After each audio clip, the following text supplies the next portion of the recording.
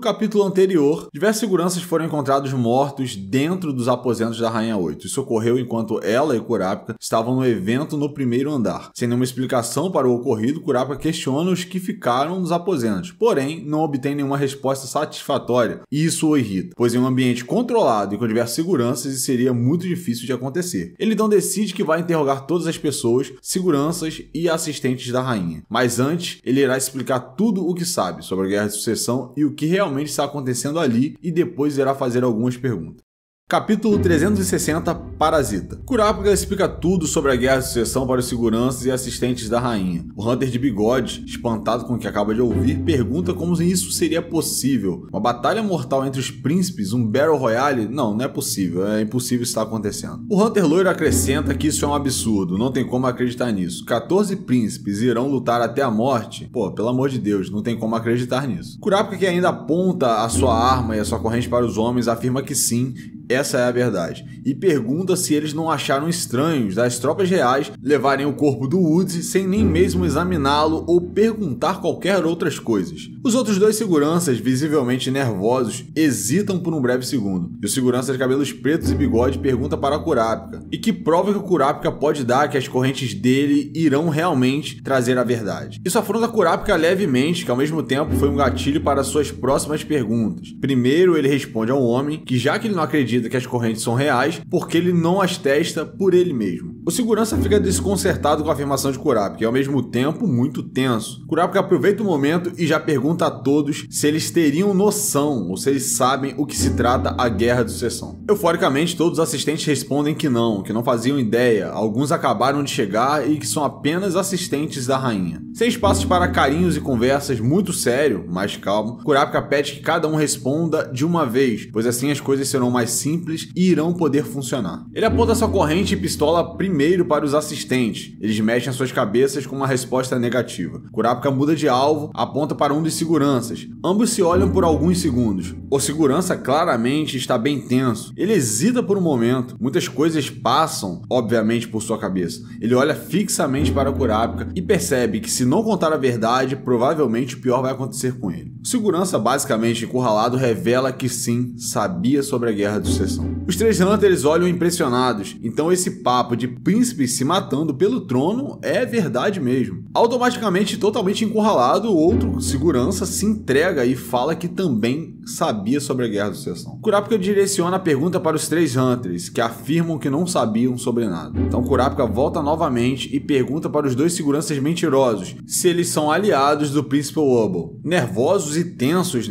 já que foram pegos na mentira, os homens falam que não são aliados do príncipe. Isso foi como uma pedrada na Rainha 8, que olha muito espantada após as revelações dos homens. Desesperada, ela fala para Kurapika atirar imediatamente nos dois. Os homens, tementes por suas vidas, pedem para esperar um pouco e não atirar. Então a Rainha 8, sem ao menos se importar com o que o homem tem a dizer, pede novamente para que Kurapika mate os dois homens. Sabendo da iminência da morte, os seguranças pedem para ao menos tentar explicar. Kurapika pede para que a rainha tenha um pouco mais de calma, porque nervosismo não irá levar a nada. Ele aproveita e fala para a rainha poder escutar com bastante atenção, e fala que a informação que esses homens podem ter será vital para a sobrevivência dela, do príncipe e até mesmo dele próprio, Kurapika. Então matá-los não seria uma boa opção, mas se eles se recusarem a cooperar, basta atirar neles. Kurapika pergunta aos seguranças se as 5 pessoas que morreram também não estavam do lado do príncipe Wobble. Os seguranças respondem que sim, não estavam. Todas essas pessoas trabalhavam para outras pessoas. Kurapika percebe um detalhe na resposta do segurança. Ele falou trabalhavam para outras pessoas. Que pessoas então? Kurapika pergunta aos seguranças quais seriam essas pessoas. O segurança responde que a família real designou 7 guarda-costas para o príncipe Wobble e pergunta para Kurapika se ele sabe o porquê de serem exatamente 7. Kurapika pensa por alguns segundos e responde que 7 seria a quantidade de rainhas, com exceção da rainha 8. O segurança, visivelmente abalado e parcialmente aliviado, confirma que sim. Explica que cada um dos príncipes e rainhas superiores estavam usando os seus guarda-costas para poder vigiar a rainha 8 e o príncipe Wobble, e para poder garantir que os príncipes e rainhas de baixo nível não os enfrentassem. Além disso, cada vez que o imperador Nazub arruma uma nova esposa, o número de guarda-costas aumenta. Porém, os príncipes e rainhas de alto nível não permitiam que os de baixo nível os vigiassem. Então, quando uma nova rainha é adicionada, ela se torna de mais baixo nível, e a anterior de mais baixo nível é liberada para adicionar um guarda-costas ao seu grupo, juntamente com todas as de cima. Em resumo, isso significa que a rainha 8, que é a de nível mais baixo, ainda não teve esse sistema explicado. Nota número 1. Sistema de segurança das rainhas e príncipes. Como vocês puderam perceber, esse é um sistema que a rainha, que é mais nova, a última, não é informada. Ela só vai ter direito a seguranças quando uma nova rainha for nomeada. E as mais antigas têm direito a colocarem seus seguranças para vigiar as rainhas e príncipes mais novos. Eu fiz aqui todo o esquema envolvendo as 8 rainhas para que vocês possam compreender como funciona. Até mesmo porque ia ficar muito extenso e o mangá só mostra ali a 11ª, 12ª e a 14ª, para a gente poder entender como é que funciona. Aqui eu fiz todo o processo. Ao todo são 8 rainhas e a sua ordem de mais antiga para a mais nova está baseada claramente em quem teve filhos primeiro. A quantidade de filhos não importa, o que importa é ter sido primeiro. A primeira rainha é a Uma, mãe do primeiro príncipe Benjamin e do Tsidoniri. Ela tem direito a 7 seguranças. Ela e os príncipes não são vigiados por ninguém. Claramente a rainha e príncipes com mais privilégios. A segunda rainha é a Drosil, que é a mãe do segundo príncipe Camila, quinto príncipe Tsubepa, sétimo príncipe Lúzurus e nono príncipe Hawkenburg. Tem direito a 6 guarda-costas e é vigiada por um guarda-costas da rainha Uma. Terceira rainha é Tochorei, que é a mãe do terceiro príncipe Korai. Ela tem direito a 5 guarda-costas e está sendo vigiada por um guarda-costas da rainha Uma e um guarda-costas da rainha Drosil. Quarta rainha, Catrono, mãe do príncipe Tyson, tem direito a 4 guarda-costas e está sendo vigiada por um guarda-costas da rainha Uma, um guarda-costas da rainha Drosil, um guarda-costas da rainha Tochorei. 5. Rainha Suinko Suinko, mãe do oitavo príncipe Sari Sari, tem direito a 3 guarda-costas, está sendo vigiada por um guarda-costas da rainha Uma, um guarda-costas da rainha Drosil, um guarda-costas da rainha Tochorei, um guarda-costas da rainha Catrono. Sexta rainha, Seiko, mãe dos príncipes Kacho e Fugetsu, tem direito a 2 guarda-costas, está sendo vigiada por um guarda-costas da rainha Uma, um guarda-costas da rainha Drosil, um guarda-costas da rainha Tochorei, um guarda-costas da rainha Catrono, um guarda-costas da rainha Suinko Suinko. Sétima rainha, Sevante, mãe do 12º príncipe Momose e do 13º príncipe Marayan, tem direito a um guarda-costas, está sendo vigiada por um guarda-costas da rainha Uma, um guarda-costas da rainha Drosil, um guarda-costas da rainha Tochorei, um guarda-costas da rainha Catrono, um guarda-costas da rainha Suinko Suinko e um guarda-costas da rainha Seiko. Oitava rainha, 8. Por ser a rainha que teve o último príncipe, não tem direitos a nenhum guarda-costas. Está sendo vigiada por um guarda-costas da rainha Uma, um guarda-costas da rainha Drosil, um guarda-costas da rainha Tochorei, um guarda-costas da rainha Catrono, um guarda-costas da rainha Suinko Suinko, um guarda-costas da rainha Seiko e um guarda-costas da rainha Sevante. E basicamente é assim que se dá a divisão de guarda-costas entre rainhas e príncipes. Percebam que é por ordem de nascença a vantagem. O que vale para a contagem é o primeiro filho a nascer. Por exemplo, a Uma é a rainha mais antiga e mãe do primeiro príncipe Benjamin. Isso confere o melhor benefício. Porém, ela é mãe do quarto príncipe Tsidoniri. Isso não atrapalha em nada o benefício dela e mais, pelo Benjamin ser o primeiro, Tsidoniri é beneficiado da mesma forma, mesmo sendo o quarto príncipe. Além disso, uma rainha mais antiga sempre tem um guarda-costas dela infiltrado em meio ao das mais novas. Uma que tem direito a 7 guarda-costas colocou um vigia em cada rainha e o motivo para ficar de olho nelas.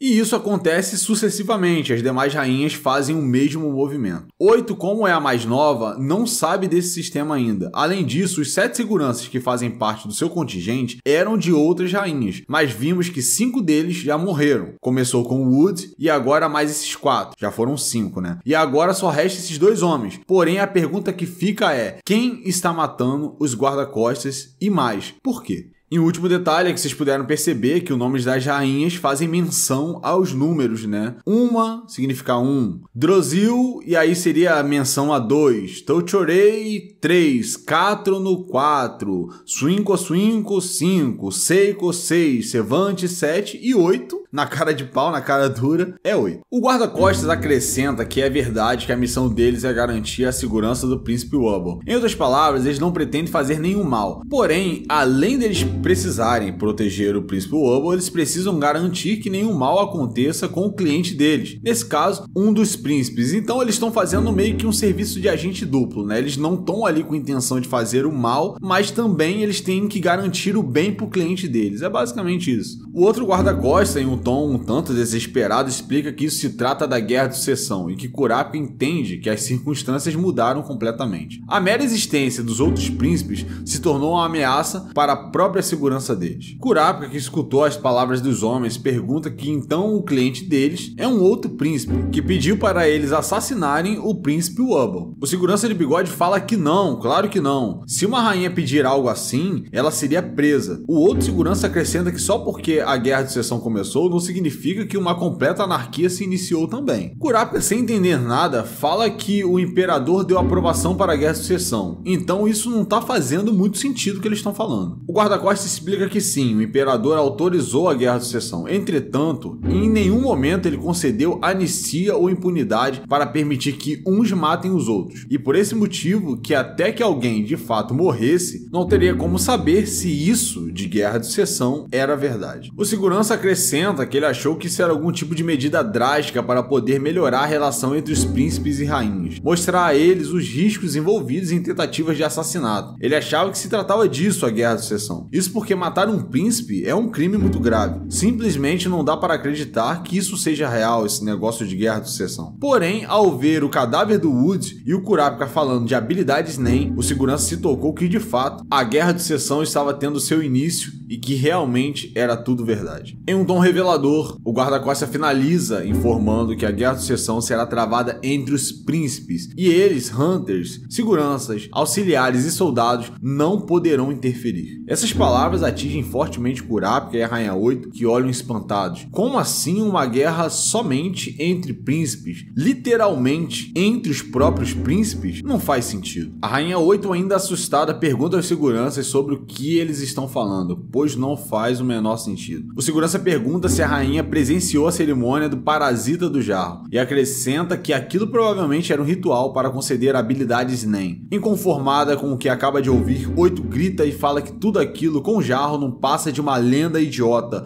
apenas uma tradição. Kurapika imediatamente pede para a rainha se tranquilizar e ficar mais calma, e acrescenta que se for verdade o que o guarda-costas acaba de falar, então a habilidade do Príncipe Wubble é provavelmente algum tipo de poder que se ativa sozinho, graças ao seu instinto de autopreservação. O que significa que se a Rainha 8 ficar histérica e ansiosa, pode colocar todos em perigo. Em resumo, se ficar muito alarmada e com medo, é bem possível que todos possam ser atacados automaticamente. E Kurapika finaliza e acrescenta que é preciso que a rainha se mantenha o máximo possível calma. 8 apenas escuta as palavras de Kurapika e percebe que sim, o ritual do jarro é verdade, não é apenas uma tradição. E sim, o NEM existe. Tentando entender tudo o que se passa, Kurapika fala que baseado no que ele acaba de ouvir até o momento e da forma com a qual as coisas estão, é impossível diferenciar se eles forem atacados por um inimigo ou não. Isso porque eles não sabem qual é a habilidade do Príncipe Wubble. Dessa forma, não tem como definir nada. Com isso, é razoável presumir que um dos guarda-costas, ao ver uma oportunidade, decidiu agir independentemente de qualquer coisa. Porém, ao sentir o instinto assassino, o Príncipe Wubble agiu por instinto. Isso é uma possibilidade, é claro. Uma outra possibilidade é que um outro príncipe decidiu atacar o príncipe mais jovem e mais fraco dentre todos, começando por matar todos os guarda-costas um a um. Porém, ainda tem a questão de quando o Príncipe Wubble adquiriu esse poder, porque normalmente nem requer uma grande quantidade de tempo para poder ser dominado. Kurapika olha para a rainha e pergunta quando foi que a cerimônia do jarro aconteceu. 8 responde que foi há cerca de um mês. Hunter de bigode fala que se considerar a teoria de Kurapika, ela não faz sentido, pois como o Príncipe Wubble usaria NEM, sendo que adquiriu a capacidade há apenas um mês, e isso mesmo que seja de forma inconsciente. O outro Hunter responde que não, isso não seria impossível para um NEM do tipo parasita. Kurapika regala seus olhos e pergunta, como assim NEM do tipo parasita? O Hunter responde que sim, NEM do tipo parasita, e isso faria bastante sentido com a explicação da cerimônia. Após o Hunter ter concluído essas palavras, a atenção do Kurapika se desvia por alguns segundos. É como se ele visse algo fora do seu campo de visão. Ele olha aparentemente sem se importar. É como se fosse um movimento automático que fazemos quando pensamos ter visto algo estranho. Mas não, a sua mente nem seus olhos o estavam confundindo. Kurapika olha com mais atenção e se a sua expressão pudesse falar seria: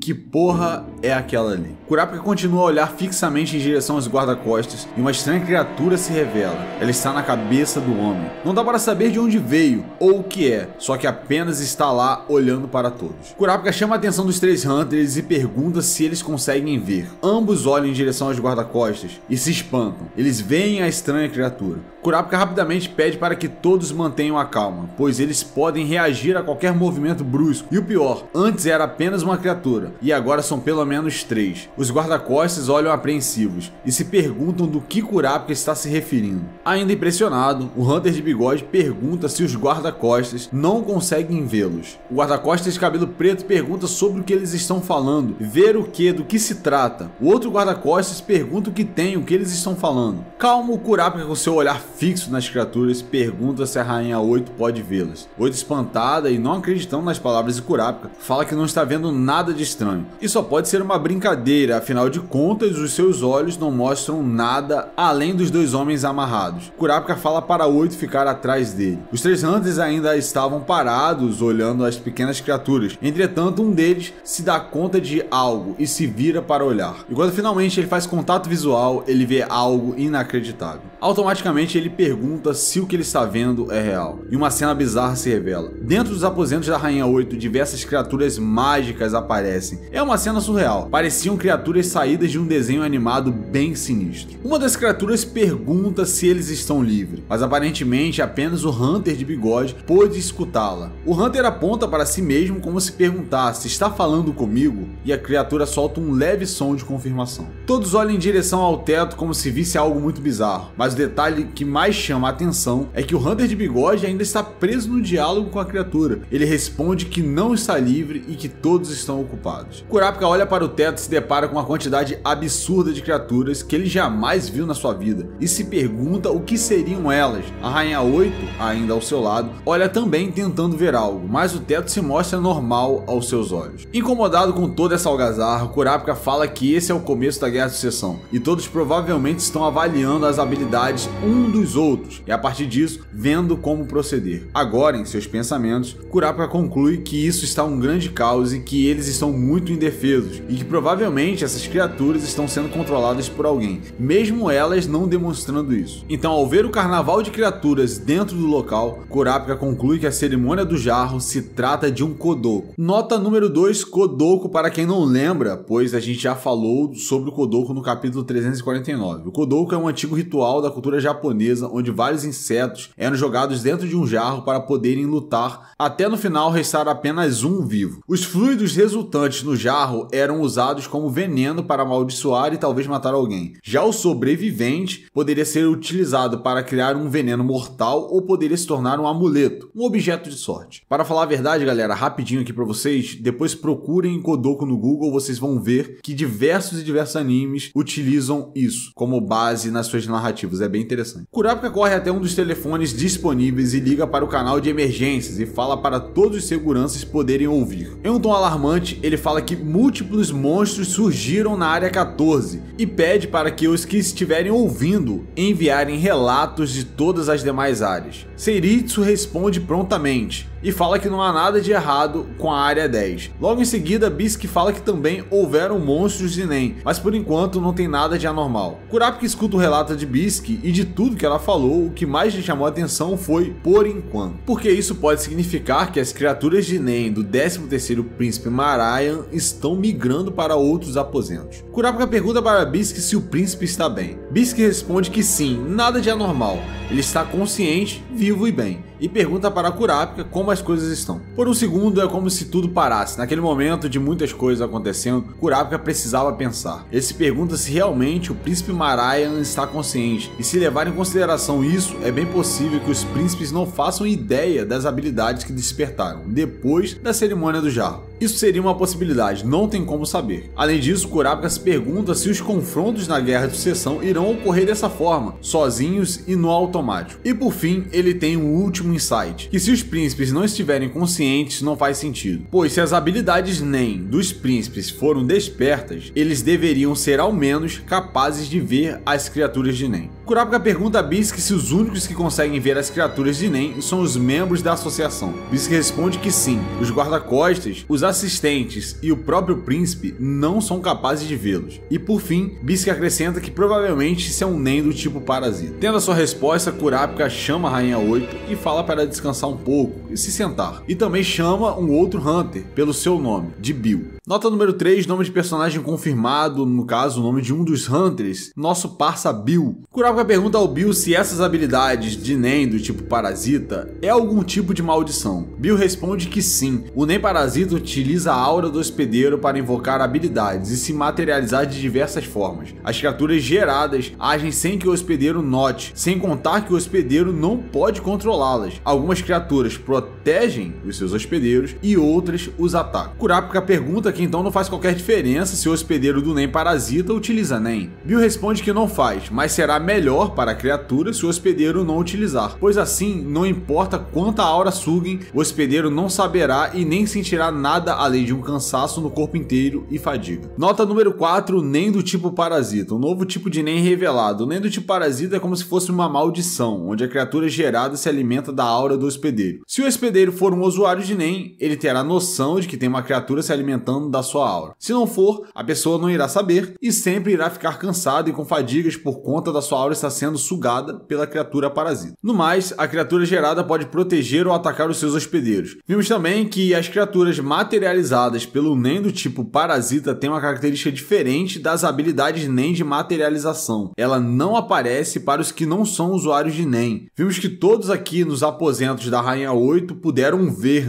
com exceção dos dois guarda-costas que estavam amarrados e a própria Rainha 8. E por quê? Porque eles não são usuários de Nen. Então, para os que achavam que as bestas de Nen geradas pelo ritual do jarro eram feitas com Nen de emissão, são totalmente enganados. Isso é apenas uma particularidade do Nen do tipo parasita que já vem ativada. Entretanto, é possível fazer uma habilidade de materialização que seja invisível para os usuários de Nen. Basta que o usuário de Nen, que é dono da habilidade, determine isso durante a criação. Obviamente, equilíbrio deve falar muito alto aqui, mas isso é um assunto para um outro vídeo. Kurapika para um instante tentando digerir tudo e conclui que essa missão é muito mais perigosa do que ele imaginou. E fala para o Bill que se ele e os demais pretendem se demitir, a hora é essa. E acrescenta também que como o Bill é um Hunter profissional, poderia colocar ele na segurança do segundo convés, e isso não iria atrapalhar a verdadeira missão do próprio Bill. Bill olha para Kurapika e responde que já falou anteriormente, a missão dele e dos demais Hunters é proteger a rainha e o príncipe, e não importa o quanto perigoso isso seja, não é motivo para abandoná-los. Com um olhar sério, Kurapika fala que como a situação piorou, eles precisam pensar em uma nova estratégia. Bill fala que para proteger o príncipe e a rainha, eles precisam trocar informações. A cena migra para o cômodo onde estão os dois Hunters e os dois guarda-costas amarrados. O Hunter loiro fala que parece que finalmente as criaturas foram embora e que os monstros de Nen eram realmente muito feios. O Hunter de bigode apenas observa e escuta as palavras. Então ele pergunta se realmente foram todos embora. O Hunter loiro fala que sim, pelo menos do quarto onde eles estão. Então em questão de segundos, uma das criaturas aparece no ombro do Hunter de bigode. Em sua mente, ele se pergunta se já que todas as criaturas foram embora, então o que seria aquela coisa o seguindo. A criatura parada em seu ombro pergunta se ele pode avisá-la quando ele estiver livre. A cena volta para o quarto da Rainha 8, Kurapika e Bill conversam e acertam os planos. Bill pergunta a Kurapika que então o objetivo original dele era explorar o continente negro junto com o Beyond. Bill compreende, mas adiciona que espera que o Kurapika não negligencie a missão dele junto à rainha. Kurapika fala que não irá fazer isso. Bill acrescenta que a situação do Kurapika é ainda mais problemática, pois se fazer contato com Sidonihi faz parte da missão original dele, isso claramente o coloca em perigo e vai contra a missão que eles têm ali ali com a rainha e o príncipe. Kurapika responde para Bill que a rainha aceitou as suas condições, e claro, ele também planejou muito bem a segurança dela. Bill, muito incomodado com a resposta de Kurapika, fala que dessa forma ele não pode confiar nele, e não pode participar da segurança, pois a prioridade é a segurança da rainha e do príncipe. Kurapika logo responde Bill e pergunta o que seria segurança para ele, e sem nem dar tempo para o Bill formular uma resposta, acrescenta que se o Bill pensa em segurança dentro do navio, isso já está fora de questão, visto toda a zona que está acontecendo. O correto seria ajudar a rainha e o príncipe a escaparem da Guerra de Sucessão. Apesar do clima ter se elevado um pouco entre os dois Hunters, Bill fala que se esse for o caso, eles podem seguir o que Kurapika sugeriu. Bill olha para a rainha 8 e fala que atualmente eles possuem 3 opções, e que é para a rainha pensar com muito cuidado sobre cada uma delas. 8 olha apreensiva, pois precisa ter uma decisão. Pode ser de vida ou morte. Porém, o breve momento de tranquilidade foi quebrado e teve seu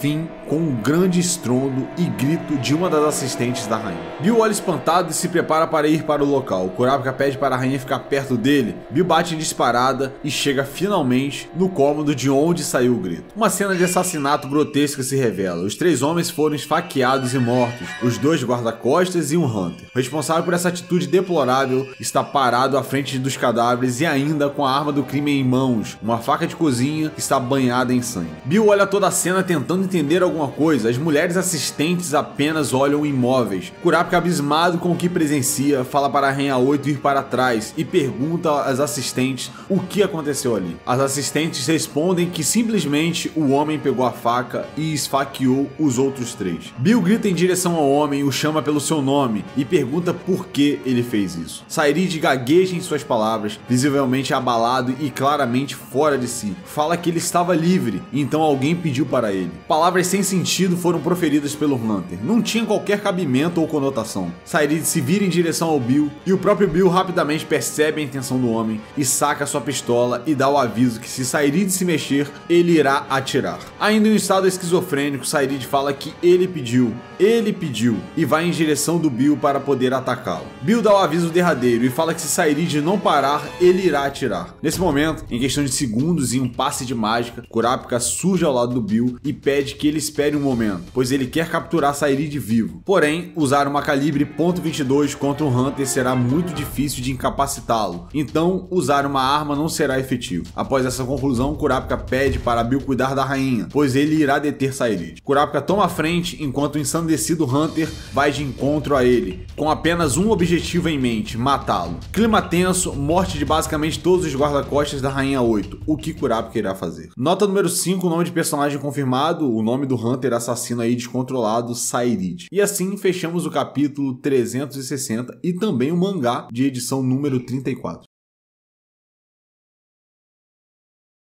Essa é uma página extra bem interessante, pois se trata dos comentários do Togashi a respeito da luta do Chrollo contra o Hisoka. Aqui ele fala que adora histórias onde os inimigos do protagonista lutam um contra o outro. Ele fala também que teve uma disputa entre os colégios Tosamaru contra o colégio Benkei. Isso acontece no anime Dokaben, que é um anime de beisebol, e essa disputa o empolgou muito, e por isso ele queria fazer algo do tipo em uma obra dele. Além disso, ele conta que tomou o máximo de cuidado para poder enfatizar ambos os lutadores e definir claramente o vencedor e o perdedor. Mas apesar de divertido, isso foi bem complicado. Um outro detalhe é que ele queria fazer um dos personagens falar que a vitória dele era 100% garantida e de fato vencer. Isso porque normalmente a pessoa que diz isso perde. Togashi adiciona que se inspirou na postura de Kogan Iwamoto para isso, e fala que Shigurui é o máximo. Bom galera, Kogan Iwamoto é um personagem do anime Shigurui, que pelo visto o Togashi gosta bastante. Outro detalhe que ele conta é que queria matar alguém do Ryodan. Ele já tinha definido a narrativa e tudo mais, mas ainda não tinha definido quem Hisoka iria matar no final. Na visão dele, Hisoka queria matar a Mate naquele momento, onde volta à vida, mas Togashi conta que não deixou, sem contar que o Hisoka precisava de alguém para mandar a mensagem ao Ryodan. Além disso, o Togashi queria mostrar o quanto sério estava a determinação do Hisoka e mostrar também que ele aprendeu com a luta, dessa forma indo direto nos poderes do Crollo, limando eles de forma fria e calculista. Ele fala também que tem a impressão de que deixar a Mate viva vai ser mais interessante para o futuro. E por fim, o Togashi fala que tem um manual dentro da cabeça dele que ele pode converter histórias em palavras, e que depois de pensar sobre, existem várias tomadas de decisão e passos que, quando ele segue esse manual, ficam bem mais interessantes na obra. Mas quando não é algo concreto ou não pode ver o futuro, ele vai pela intuição mesmo, e conclui falando que espera que não se arrependa das decisões. Interessante, né, galera? Como até o criador tem os seus dilemas na hora de matar um personagem, de seguir um caminho na história. Isso é tudo muito bom, pois mostra que, apesar de tudo, é gente como a gente, sem contar nas inspirações. Eu, quando iniciei na música lá em 2009, isso foi uma das coisas que aprendi. Pegue referências, ou melhor, pegue referências das suas referências. Até mesmo porque nada se cria, tudo se copia. Lógico, não literalmente. Então eu sempre utilizo isso também para escrever histórias e criar personagens, né, galera? Sabe aquele livro Roube como um Artista? Então, galera, sugiro bastante para você que gosta dessa parte criativa,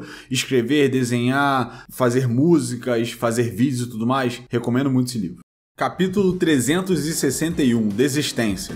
Sairide parte em direção ao Kurapika, ensandecido com intenções assassinas, mas Kurapika já estava pronto e, com sua Dowsing Chain ativada, ele a arremessa em direção a Sairide. A corrente se entrelaça fortemente no braço direito do homem, que se surpreende. Em questão de segundos, o derruba facilmente, rendendo-o. Com Sairide parcialmente contido, Kurapika pergunta para o Bill se as 3 opções que ele mencionou antes irão precisar do Sairide para poder tirar a rainha da Guerra de Sucessão. Bill fala que, na verdade, eles precisam do outro Hunter, o Carton, pois ele era um materializador e tinha como habilidade se transformar em um barco ou veículo e carregar mais de 5 pessoas. Porém, isso era um trabalho em grupo, já que ele precisava da aura das demais pessoas. Basicamente, uma habilidade com o NEM do tipo colaborativo. Kurapika, ainda rendendo Sairide, pergunta qual o tipo de habilidade NEM ele possui. Sairide, basicamente desnorteado, não fala coisa com coisa. Ele responde que estava livre e pede para Kurapika pedir um favor para ele. Kurapika olha para Bill com a expressão de: o cara não tá nada bem, ele não vai responder, então me fala qual a habilidade dele. Bill se toca logo do que se trata e fala que, sem autorização do Sairide, ele não pode revelar as suas habilidades. Kurapika responde que, para ele poder resolver essa situação de emergência, essa é uma informação que ele precisa ter, e pergunta se o Bill estava mentindo quando falou que a prioridade maior era a segurança da rainha e do príncipe. Bill se vê em um mato sem cachorro, o que poderia ser pior do que tudo que estava acontecendo ali. Ele então fala que Sairide é um emissor e que a habilidade que ele usa é do tipo de manipulação. Ele transforma o seu NEM em uma forma de esfera e dispara em insetos para poder controlá-los. Kurapika responde que entende que isso pode ser bastante interessante e muito útil. Nota número 6, nome de personagem confirmado. O outro Hunter que foi morto se chamava Carton, ou Curton. Vamos esperar para ver como é a verdadeira pronúncia. Nota 7, a habilidade NEM de materialização. Essa aqui vai para a galera que ainda acha que materialização não lida com transformação corporal e mudanças diversas na aparência. Tivemos aqui literalmente a confirmação. Esse Hunter que morreu, o Carton, tinha a habilidade de se transformar em veículos e levar até 5 pessoas, porém é um NEM colaborativo. As pessoas precisam dar a sua aura para ele poder usar a habilidade. E com certeza vocês se lembram de outra pessoa que tem exatamente a mesma habilidade. Se você se lembrou da Tsubone, parabéns, é ela mesmo. Porém, os veículos que a Tsubone se transforma só podiam levar 2 pessoas. E a respeito do NEM colaborativo, tanto essas 2 habilidades, né, tem NEM colaborativo, e também a Countdown do Gentru é um NEM colaborativo. Precisava do sub do Bara para a habilidade poder funcionar. Nota número 8, a habilidade NEM do Sairide. O Sairide é um emissor, e ele decidiu criar uma habilidade onde ele utiliza o grupo inato, a emissão, e mais a manipulação, que é o seu grupo adjacente. Basicamente, ele emite uma esfera de aura e dispara em direção aos insetos ou pequenos animais. Percebam que o requisito de ativação é a própria aura disparada pelo Sairide. Uma vez que o requisito é alcançado, a manipulação será efetiva. Sempre se lembre, habilidades que têm manipulação precisam alcançar requisitos de ativação. É uma lei, é uma obrigatoriedade do NEM de manipulação. Para mais detalhes, vejam o vídeo dos manipuladores, está nos cards. Kurapika ativa o seu NEM, a sua corrente, que antes era Dowsing Chain, agora dá espaço para uma nova habilidade, uma que nunca foi vista antes. A ponta de sua corrente se transforma em uma espécie de seringa, com uma agulha e com um golfinho e uma cruz entalhados. Momentos antes de Kurapika usar a sua nova habilidade, sua mente o conduz rapidamente ao passado. Uma pessoa fala que é o ideal deixar um livre. Vemos que essa é uma conversa entre Izunave e Kurapika, e que Izunave falou para Kurapika deixar alguma coisa livre. Kurapika pergunta por que deixar um livre. Izunave fala que concorda com a ideia de Kurapika de separar diferentes habilidades em seus dedos, porém ele tem a impressão de que o Kurapika está organizando as suas habilidades de forma que ele possa lutar sozinho. Curioso e um pouco incomodado, Kurapika pergunta qual seria o erro nisso. Izunave fala que em uma batalha de Nen, o mais importante é saber se o adversário tem outros aliados, combinações de Nen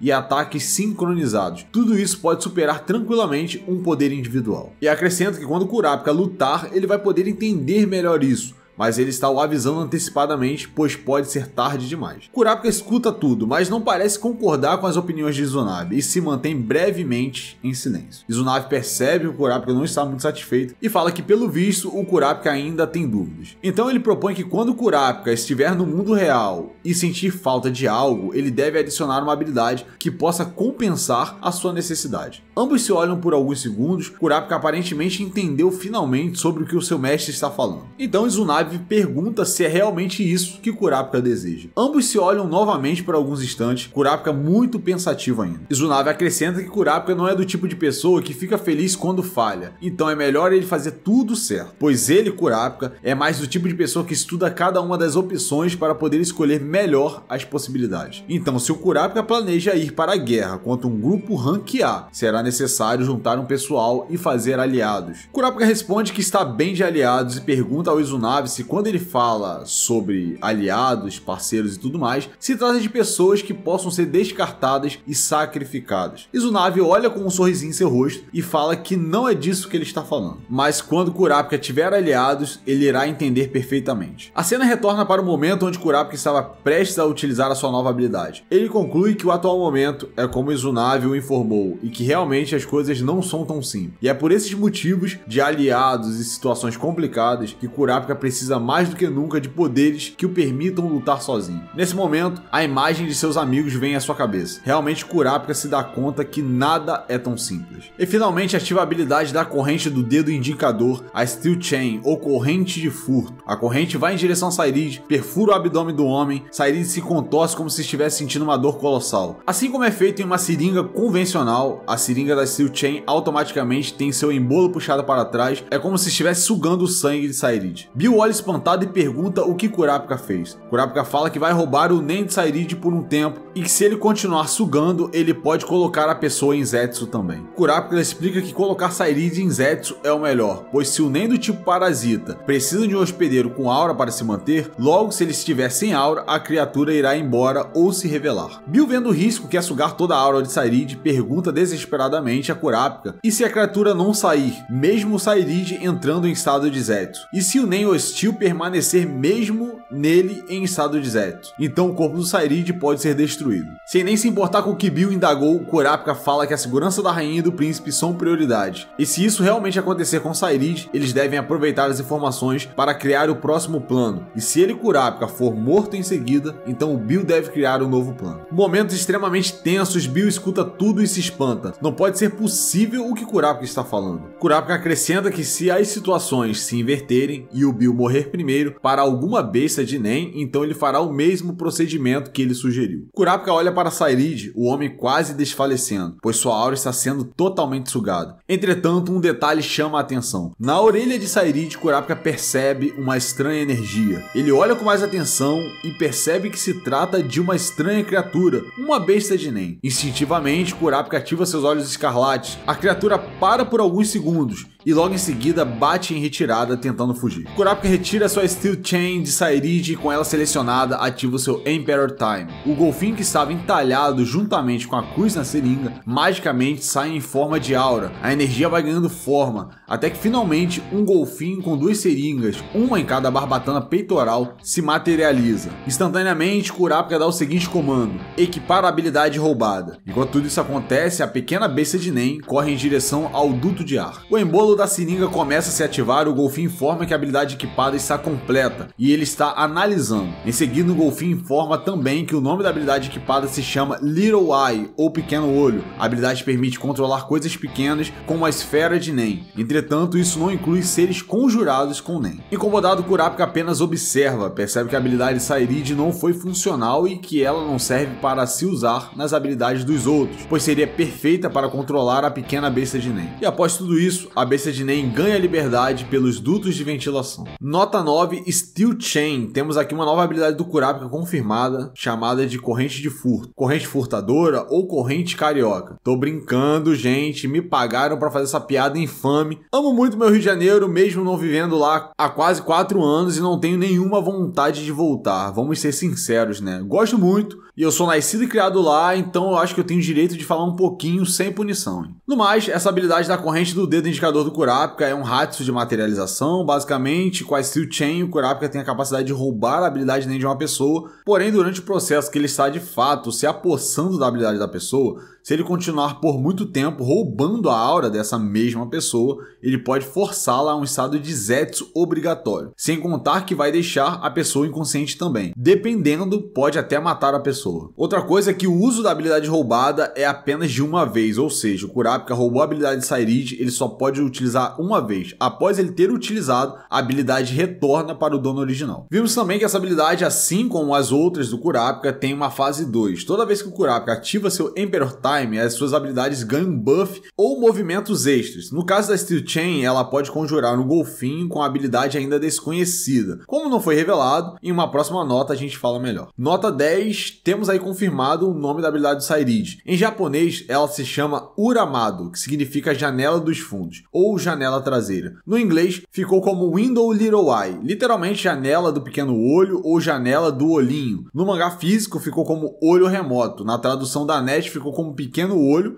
que particularmente é o que eu prefiro. E usei aqui, né, a Little Eye. Após toda a tensão, Kurapika conclui em seus pensamentos que a besta de Nen, que atacou Sairide, tem o poder de controlar as pessoas usando a palavra livre. Mas se o requisito de ativação dessa habilidade for ter que ouvir a voz da besta de Nen, essa habilidade não funciona em não usuários de Nen. No caso, não funciona nos príncipes, ao menos no Hubble, que é apenas um neném. Então isso significa que apenas usuários de Nen podem ser atingidos? Não dá para concluir nada ainda. Enquanto Kurapika pensava, a sua habilidade do golfinho continuava ativa. Ela informa para Kurapika procurar uma pequena forma de vida e utilizar a habilidade Little Eye, pois enquanto não ativar a habilidade e ou cancelar o golfinho, o tempo do Imperador ficará forçadamente ativado. Kurapika responde que entende e pede para a habilidade aguardar por alguns segundos. O golfinho confirma que sim. Kurapika chama Bill e fala que já sabe o que eles devem fazer, mas antes pede para o próprio Bill amarrar Sairide na cadeira por precaução. Um tempo se passa desde o ocorrido, Sairide agora mais calmo e em sua perfeita condição está amarrado na cadeira. Kurapika, Bill e a Rainha 8 estão presentes. Sairide relata que após ele discutir com uma boneca de pelúcia gigante, a coisa pequena não parava de seguir ele e de fazer perguntas. Você está livre? Você está livre? Era isso que ficava perguntando. Porém, apenas usuários de Nen podem vê-los. Sairide complementa que respondeu que não estava livre e era para a criatura sumir. E isso repetidamente. Porém, a criatura de Nen não ia embora. Só que finalmente Sairide respondeu: ok, estou livre, o que você quer? Assim que ele disse tais palavras, perdeu o controle do corpo. Após os relatos de Sairide, os militares do exército Kakin chegaram até os aposentos da Rainha 8. Bill os recebe. Eles vieram levar os corpos dos seguranças que foram mortos. Um dos militares pergunta quem é o assassino, pois o exército irá levá-lo em custódia e interrogá-lo por todo o ocorrido. Bill vai até Kurapika e informa o que foi conversado com o soldado. Sairide, percebendo o que irá acontecer, se antecede e pergunta para Kurapika onde está a sua habilidade Nen. Kurapika fala que está com ele. Sairide fala para Kurapika manter a habilidade então com ele. Kurapika explica que mesmo que ele quisesse fazer isso, ele não pode, pois a habilidade volta automaticamente ao dono após ele usá-la uma vez. Sairide fala que compreende, e já que é assim, então é melhor ele explicar como a sua habilidade funciona. Primeiro, a maior criatura que pode ser controlada é do tamanho de um hamster. Mesmo que a criatura controlada esteja longe, ainda é possível obter informações que o animal ouve ou vê. Pequenos insetos são uma escolha interessante, porém morrem facilmente. E um detalhe muito importante, já que Kurapika tem apenas uma chance, tentar ativar a habilidade pode contar como uma ativação, e por isso é preciso ter muito cuidado. E por fim, Sairide reforça que mesmo ele tem dificuldades em ativar a sua habilidade em animais rápidos, por isso é bom ser preciso. Enquanto é levado pelos militares, Sairide fala as suas últimas palavras, pede para para Kurapika fazer um bom uso da sua habilidade, além de utilizá-la para poder pegar o verdadeiro culpado. Após Sairi ser levado, as assistentes da Rainha 8, receiosas e ainda tementes a tudo que aconteceu, falam para Kurapika que elas não aguentam mais tudo o que está ocorrendo. Elas podem ser presas e detidas pelo exército, mas só querem que tudo isso pare. Kurapika escutou a fala das mulheres e em sua mente conclui que só se passaram apenas 2 horas desde que o Black Whale zarpou, e os 11 guarda-costas foram reduzidos a apenas 2. Kurapika pergunta para Bill que antes de tudo acontecer com Sairi, eles estavam em meio a uma discussão e que os outros 2 métodos restantes para poder salvar a Rainha 8 e o Príncipe Wubble que eles estavam discutindo serão possíveis mesmo sem o Carton. Para quem não lembra, Carton é o Hunter loiro que morreu. Bill fala que sim, mas para que um dos métodos possa funcionar, eles precisam da ajuda do Parisson, e é algo difícil. E para o outro, eles precisam da ajuda de Beyond, e é ainda mais difícil. A cena vai para a área 12 da residência dos príncipes. Uma pessoa pergunta se realmente não precisa de mais guarda-costas para o príncipe Momose. Uma outra pessoa responde que não, pois ela já tem 6 guarda-costas e isso é o bastante. Vemos que esse diálogo ocorre entre a 7ª rainha Sevante e os guarda-costas. Ela acrescenta que precisa de mais guarda-costas, pois o príncipe Marayan está com medo e ela quer deixá-lo confortável e calmo. E finaliza dizendo que a segurança do Marayan é mais importante que a da Momose e manda todos os guarda-costas irem. Palavras duras ditas pela rainha na frente da própria filha.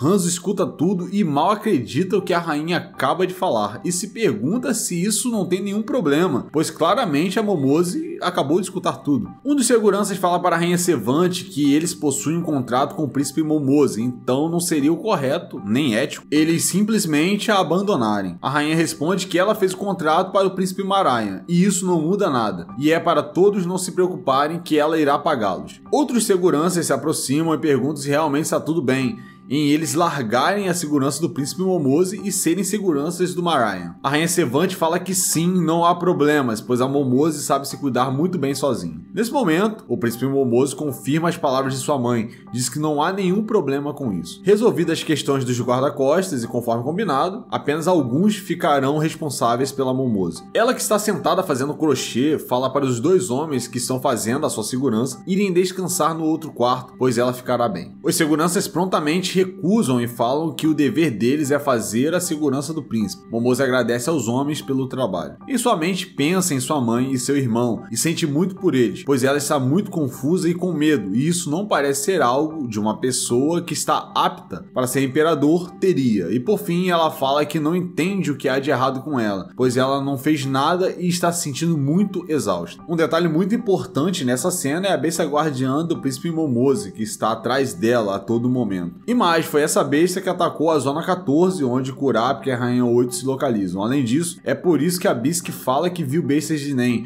já que ela está encarregada pela segurança do príncipe Marayan na Zona 13. E por que eles não foram atacados pela besta de Nen? Porque o Marayan é irmão da Momose, e provavelmente a besta fez essa distinção e atacou o próximo príncipe, que no caso é o Wubble. Pode ser também que isso tenha ocorrido com o 11º príncipe Fugetsu, porém não tem nenhum personagem conhecido e a gente não sabe se tem usuários de Nen lá, e ninguém reportou nada também. E por fim, os homens da segurança se perguntam quem irá fazer a comida do príncipe. Será que serão eles? Momentos depois, pelo que se demonstra, sim, serão eles que irão fazer, e um dos seguranças prepara um banquete. A cena volta para o salão de cerimônias. O homem que é responsável por conduzir os príncipes informa que é a vez do Hawkenberg ir. Hawkenberg informa aos homens que ele precisa se retirar. Os engravatados falam que espera vê-lo no próximo jantar. O príncipe, que deveria seguir o pequenino homem, pega um caminho diferente. O homem percebe e pergunta ao príncipe para onde ele está indo. Hawkenberg fala que apenas irá dar um oi para o pai dele. O príncipe se dirige calmamente em direção ao imperador Nazube. O imperador, atento, percebe que seu filho se aproxima e volta a sua atenção em sua direção. Nazube, que estava conversando com outro homem, pede licenças e fala que precisa falar com o filho dele em particular. O homem o atende e fala que posteriormente eles podem conversar sobre investimento. Nazube pergunta sem muito cortejo o que Hawkenberg deseja, qual seria o problema dele. Determinado, Hawkenberg para diante de seu pai e fala que ele está se retirando da Guerra de Sucessão. Ele não irá participar. Nazube apenas escuta tranquilamente as palavras de seu filho e permanece observando. Hulkenberg complementa e fala que ele só participou da cerimônia do jarro em respeito a ele, Nazube, mas que ele não quer um trono e coroa banhados de sangue, ainda mais de seus irmãos. Enquanto Hulkenberg concluía as palavras, o que chama mais atenção não foi o fato dele não querer se tornar imperador, ou não querer matar seus próprios irmãos, ou sair da guerra de sucessão, mas sim a bizarra criatura que estava sobre seus ombros. Nazube apenas olha para o seu filho, solta breves gargalhadas e fala que ele é livre para fazer como ele quiser. Clima de suspense nas palavras do imperador de Kakin. Será que ele pôde ver a bizarra besta de Nen de Hulkenberg? Por aqui a gente termina o capítulo 361. Capítulo 362. Decisão. Uma pessoa explica que o maior problema do Nen do tipo parasita é que os seus movimentos não podem ser previstos. Muitos tipos de Nen parasitas se materializam usando a aura do hospedeiro a quem foram anexados, através da energia psíquica residual do conjurador. E por causa disso, a personalidade, o pensamento e os sentimentos do hospedeiro acabam fortemente influenciando a besta de Nen. Apesar dessas criaturas quase nunca terem uma aparência humana, elas no final nascem e crescem de uma mistura dos sentimentos do conjurador e do próprio hospedeiro. Isso resulta em seres bem complexos. Vemos que toda essa explicação é feita pelo Bill para o Kurapika e a Rainha 8. Kurapika percebe que a Rainha 8 ficou quieta e pergunta se ela está pensando na possibilidade de algum príncipe decidir não participar da guerra de sucessão. 8 responde que sim, há vários príncipes que teriam como opção evitar a disputa, porém, do primeiro ao quinto príncipe, jamais isso iria acontecer de forma voluntária. Kurapika entende que o verdadeiro problema ainda vai começar. Tudo que aconteceu até o momento não pode nem ser chamado de aperitivo. Logo, ele conclui que a verdadeira luta irá se iniciar quando os príncipes retornarem da cerimônia. A cena volta para o salão de cerimônias e uma conversa acontece. Uma pessoa pergunta e propõe se uma outra tem intenções de fazer uma aliança. Então vemos que essa proposta foi feita pelo quinto príncipe Tsubepa ao quarto príncipe Tsidonihi.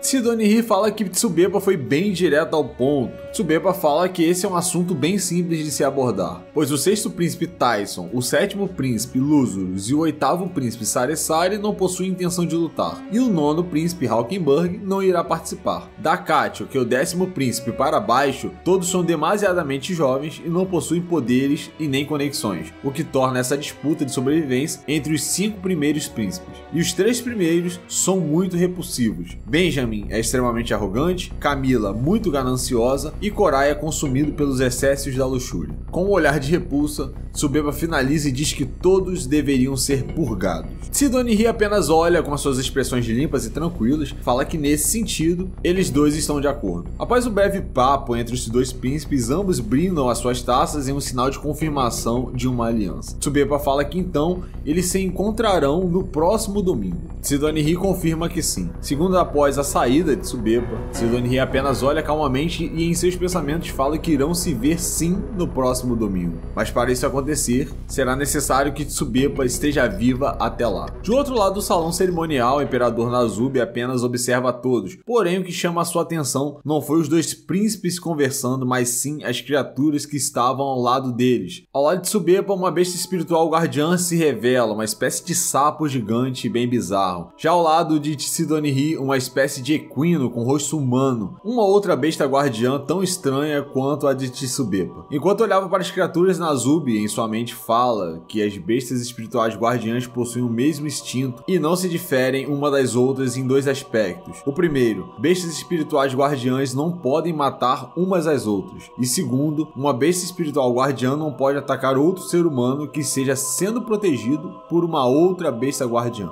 Esses são instintos de autocontrole necessários para as bestas de Nen que vão proteger o futuro imperador. Além disso, e bestas que só possuem garras e presas e não podem oferecer nada além disso, irão eventualmente acabar extintas. O mesmo vale para os seres humanos. Nas políticas e nas estratégias militares, ações indiretas são essenciais. Aqueles que não são capazes de encontrar e agir perante as fraquezas de seus adversários são simplesmente medíocres. Há muitos anos atrás, os antepassados de Nazube, que eram responsáveis por um pequeno país, viviam em guerras com países rivais e por isso criaram o jarro. Assim fizeram seus filhos, que eram considerados dignos dos pais, lutarem pela unificação do Império. E é isso que ainda existe hoje no presente. E por isso as bestas espirituais guardiãs são excelentes, pois conferem o apoio ao Imperador, promovendo a capacidade de se anteceder aos outros e cuidadosamente planejar até o último detalhe das estratégias e tomadas de decisão. Esse é o destino magnífico da família Roykoro. Essa arca está cheia com 200 mil sacrifícios. Faça o seu caminho com eles para construir o seu próprio futuro. Palavras reveladoras do Imperador Nazub, mas o que será que ele quis dizer com 200 mil sacrifícios? A cena vai para cada um dos príncipes de forma individual. O primeiro é Korai com a sua besta guardiã, que faz menção a um sol, mas algum tipo de timão de navio também. Em seguida, Camila com a besta de Nen, que lembra algum tipo de vegetal, que é bastante bizarro também. E por último, o Benjamin com a besta Nen bastante imponente. E por fim, ainda em seus pensamentos, Nazub finaliza falando que a Guerra de Sucessão tem que acontecer e que no final reste apenas o único filho abençoado para governar o Império. A cena migra para fora do salão de cerimônias e uma conversa entre dois guarda-costas está acontecendo. Vemos que um deles, a mulher, mais especificamente, se trata da Teta, que trabalha para Tsuhidonihi. Teta pergunta ao homem como ele vai explicar para Tsuhidonihi. O homem responde que bestas fantasmas estão por aí e humanos normais não conseguem vê-las, e por isso não saia do seu quarto, e pergunta se está bom. Teta olha para o homem com uma cara de decepção e fala que essa justificativa está cheia de problemas. Um exemplo é humanos normais que ele utilizou. Isso chamaria a atenção. Nunca se fala normais para um príncipe, de jeito nenhum. A outra é o não conseguem ver.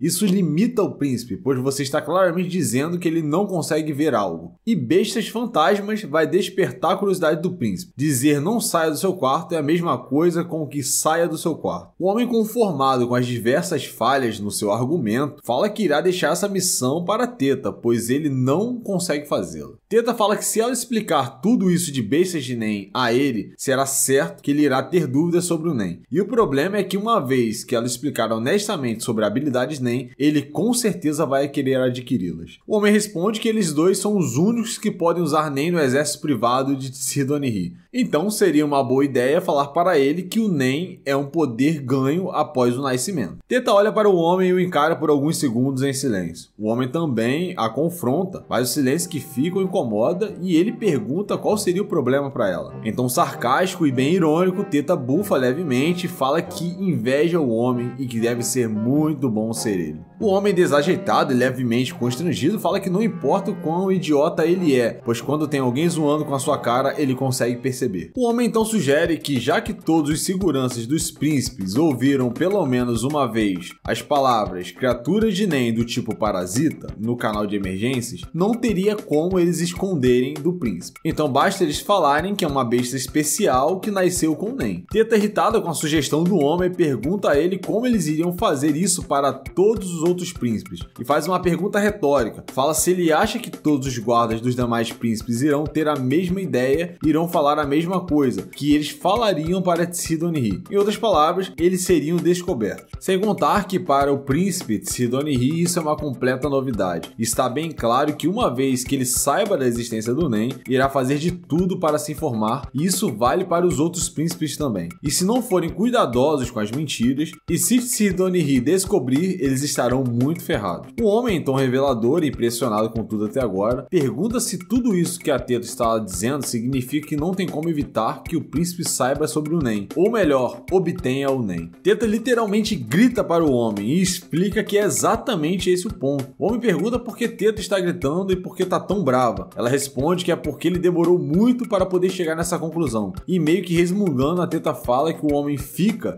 falando coisas desnecessárias e estúpidas, e também a interrompe a todo momento. Tudo um pouco mais calmo, o homem pergunta então por que a Teta não ensina Nen ao Tsuhidonihi, pois se ela fizer isso, ela pode conseguir controlar o uso dele. Teta apenas escuta o homem e não parece gostar muito demais dessa sugestão. O segurança continua e pergunta o que pode preocupar tanto ela: o potencial do príncipe utilizar o Nen para o mal? O que aconteceria se aquele cara, e nesse momento o segurança se desculpa e corrige, aquele cara não, o príncipe aprendesse Nen, teria algum grande problema? Se é inevitável ele aprender o Nen, basta ensinar a ele as coisas pela metade, impedindo de um jeito que ele não tenha total acesso acesso ao NEM, fazer ele aprender uma habilidade desnecessária, já que a única escolha é simplesmente diminuir a capacidade dele de aprender. Enquanto o homem terminava essas palavras, a cena migra para Tsidoniri, que já saiu do salão cerimonial e está acompanhado por 2 seguranças. Ele fala que gostaria de ouvir mais sobre e fala para os seguranças chamarem os outros. Aqui esse mais sobre que ele fala claramente se refere ao assunto das bestas de NEM. Isso faz referência ao que o Kurapika falou quando viu elas lá nos aposentos da Rainha 8. Na ocasião, ele foi até o telefone geral, o telefone de emergência, e reportou a situação. Porém, apenas Bisque e Senritsu que atenderam os telefones, mas todos os guarda-costas dos demais príncipes tiveram acesso à informação. O homem acrescenta que, sem dúvidas, em breve, Tsidoniri irá perguntar: existe algum guarda-costa que sabe usar NEM ou já ouviu falar em NEM? E quando esse dia chegar, você, Teta, precisa levantar a mão e tomar conta das coisas. Provavelmente tudo vai correr bem até o fim. Quando o homem termina suas palavras, acontece uma chamada no seu ponto. Um outro segurança informa que todos os demais seguranças devem ir para a entrada da área 4. Após ouvir a solicitação, o homem se espanta que já está na hora do príncipe Tsidoniri retornar do salão de cerimônias. Teta apenas escutou tudo e continuou pensativa. O homem, percebendo que sua parceira de segurança ainda estava muito longe, fala que o exemplo que ele deu sobre o príncipe e o NEM pode ter sido um pouco extremo, mas ele acredita que ela possa lidar com tudo. E durante o treinamento dele, ela pode diminuir o aproveitamento significativamente e pode aumentar o tempo também de aprendizado. Escutar tais palavras não melhoraram em nada o humor da Teta. Para falar a verdade, até piorou. Ela apenas ficou mais quieta do que antes. O homem então fala para ela que ele sabe que essa ideia de ensinar NEM para o príncipe não é das melhores, mas não há alternativas e essa seria a melhor opção para a atual situação deles. E se o príncipe conseguir uma pessoa para treiná-lo, a melhor pessoa para fazer isso seria a própria Teta, pois ela pode guiá-lo e ensiná-lo em uma melhor direção. E por fim, o homem fala que ele garante que não teria melhor pessoa do que ela. Teta responde que não é justo. O homem fala que é realmente sério essa resposta, pois deles dois ali, ela é a mais capacitada para isso. Se ela pensa que ele pode ensinar o príncipe, isso está fora de questão. Em um tom de sarcasmo e muita ironia, Teta fala que inveja o homem e fala que deve ser muito bom ser ele. O homem se espanta e fala que dessa vez pareceu legítimo e sincero o elogio. A Teta manda ele se calar. O homem responde o chamado no ponto, confirmando que eles irão se dirigir para onde o príncipe está. Enquanto vão andando pelos corredores, Teta continua bastante pensativa. Ela reflete sobre tudo que acaba de ser dito por Sarkov, e ela percebe que não tem muita escolha,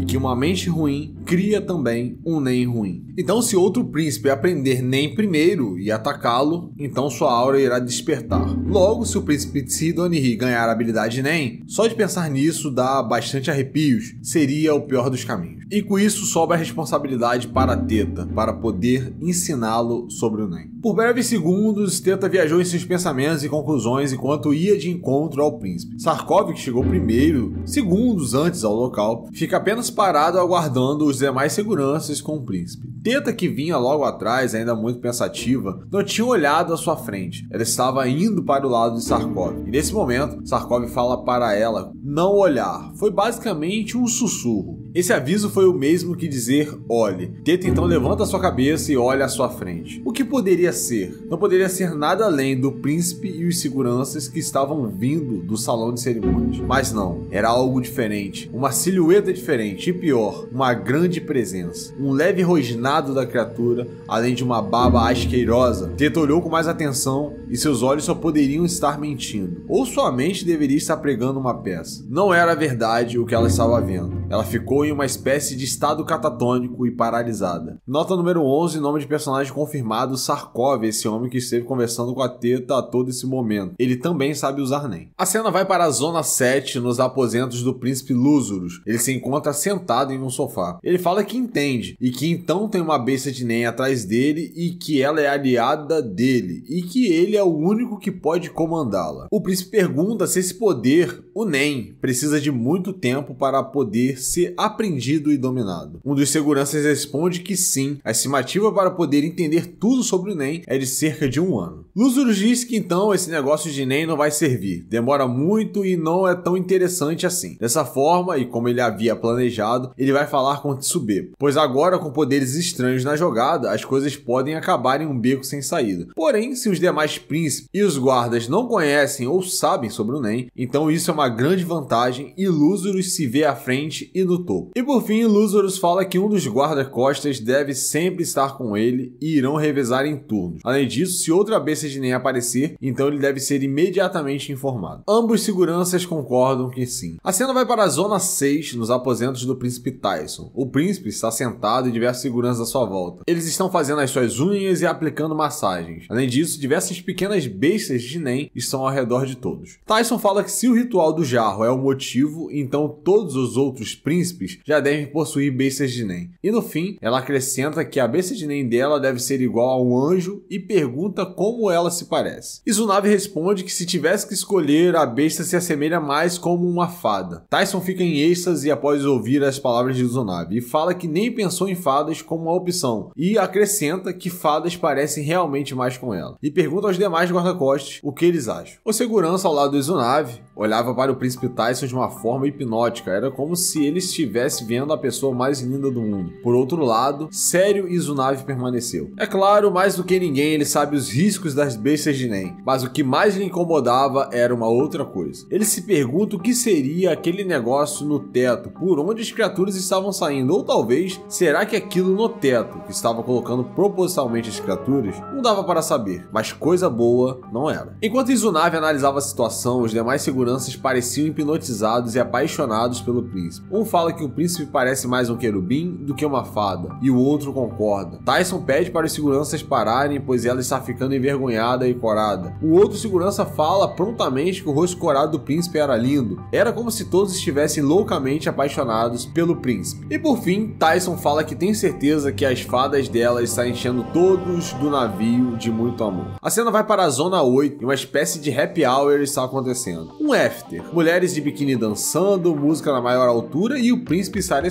falando que eles devem festejar até o cérebro queimar. E fala que está perfeito, que as mulheres dançam muito bem e em sintonia. O after acontece dentro do quarto do oitavo príncipe, que faz uma grande algazarra e que se assemelha mais a um carnaval. Comida para tudo quanto é lado, uma grande bagunça, até mesmo no sentido sexual. Sari fala que a guerra de sucessão pode se ferrar, que ele não se importa. Porém, dentre toda essa bagunça, o que mais se destacava era a bizarra besta de Nen que estava no ambiente. Ela soltava uma espécie de gás e também várias pequenas réplicas da criatura principal estavam espalhadas pelo local. A cena vai para a Zona 9 e mais especificamente para Hawkenburg, que olha extremamente assustado. O príncipe se depara com todos os seus guarda-costas desacordados. Como isso seria possível? Todos mortos? Quem os matou? Quem os atacou? Com certeza Hawkenburg se fez essas perguntas, mas ele não sabia dizer o que tinha acontecido ali. E abruptamente surge uma rajada de energia em direção a Hawkenburg. Agora de volta à Zona 4, o rosto de uma mulher se revela, enormes olhos arregalados e em sua boca uma espessa baba escorre. A criatura encara Teta olhando em seus olhos e rosna também, seus rostos centímetros prestes a se tocar. A criatura impõe uma grande presença. Teta mal consegue olhar a criatura, era de fato amedrontadora. Então vemos que a bizarra criatura era a besta de Nen pertencente ao príncipe Sidonihi. Ele que olha feliz e fala que finalmente os trunfos dele chegaram.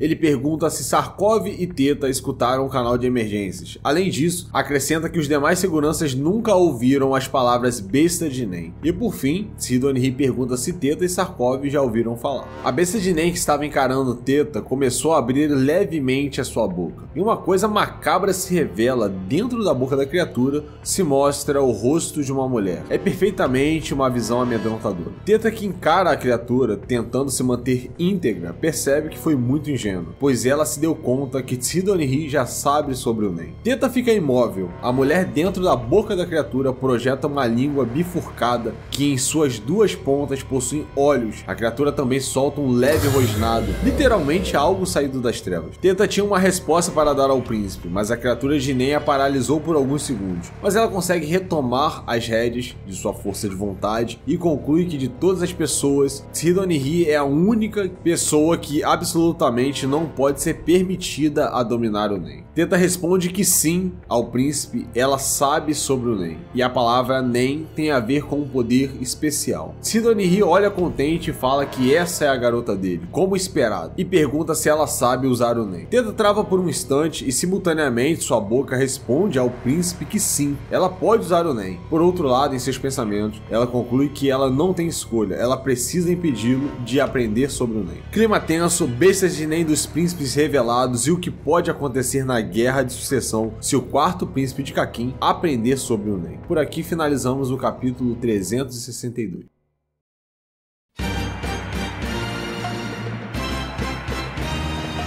O esquadrão do príncipe Benjamin entra em ação, homens selecionados e muito capazes. A situação pode se tornar crítica no navio. Rainha 8 finalmente terá habilidades Nen e uma ligação inesperada. O que Kurapika irá fazer? Tudo isso e muito mais no próximo episódio do Recapitulando. Lembrando que esse quadro acontece sempre aos sábados, então marca aí um lembrete para você não perdê-lo. Não esqueça de deixar o seu like e a sua inscrição que ajuda demais. Te vejo no próximo vídeo aqui no Mundo dos Caçadores. Fui!